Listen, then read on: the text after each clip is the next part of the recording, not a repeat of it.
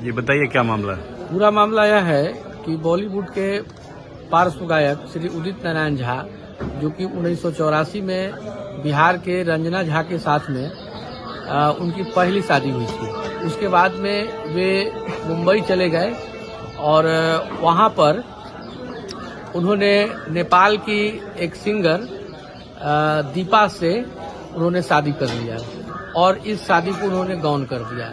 बाद में जब पहली पत्नी रंजना झा को जब मालूम चला तो इसके लिए वे काफी संघर्ष की, लेकिन उदित नारायण झा पहली बार तो इनको पत्नी मानने से भी इनकार कर दिया। जब उस समय का फोटो वगैरह सब जब इन्होंने जब सामने में जब लाया तब उदित नारायण झा ने इस बात को स्वीकार किया कि वो पहली पत्नी है, लेकिन पहली पत्नी को आज भी उदित नारायण झा के द्वारा पत्नी का दर्जा नहीं दिया जा रहा है और उनके अधिकारों से वंचित करने का प्रयास किया जा रहा है, जो कि मानवाधिकार कानून का उल्लंघन है। दूसरी सबसे बड़ी बात यह है कि हिंदू अधिनियम में जो शादी का प्रावधान है, उस शादी में जब तक पहली पत्नी से डाइवोर्स क्लियर नहीं होगा तब तक दूसरी शादी हो ही नहीं सकती है।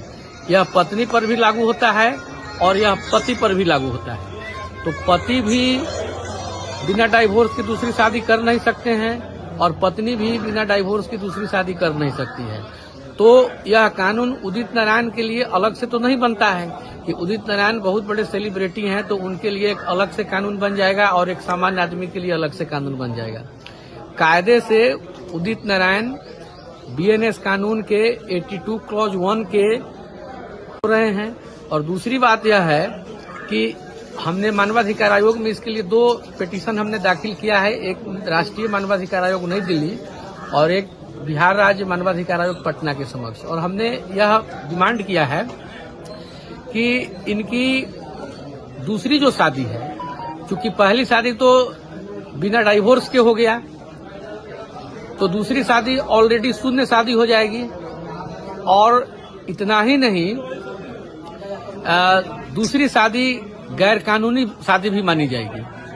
तो दूसरी शादी को शून्य कर दिया जाए और दूसरी शादी को गैर कानूनी हो और पहली शादी तो वैध है ही, वह कंटिन्यू रहे। और जो रंजना झा जो संघर्ष कर रही है न्याय के लिए, उनको पत्नी का दर्जा मिले और उनके जितने भी उनके मानवाधिकार हैं वह जो है सो मिले। और इसके लिए मानवाधिकार आयोग को इसमें सख्त होने की जरूरत है, नहीं तो मालूम चलेगा कि सारे सेलिब्रिटी के लिए अलग अलग कानून बनना शुरू हो जाएगा और सारे सामान्य आदमी के लिए अलग अलग कानून बनना शुरू हो जाएगा। तो कानून का इस पर जो है शिकंजा मजबूत होना चाहिए, इसलिए कि कानून से बड़ा कोई भी नहीं है, चाहे वह देश के सुप्रीम ही कोई क्यों नहीं हो, कानून सबके लिए बराबर है। जी।